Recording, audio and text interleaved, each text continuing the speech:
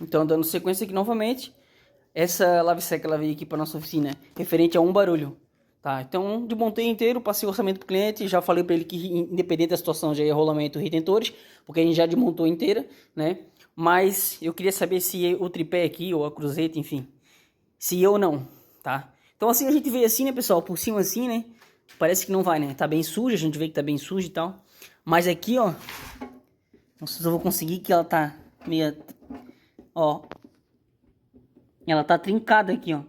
Então o que acontece? Na hora que ela embala na centrifugação, ela faz um barulho.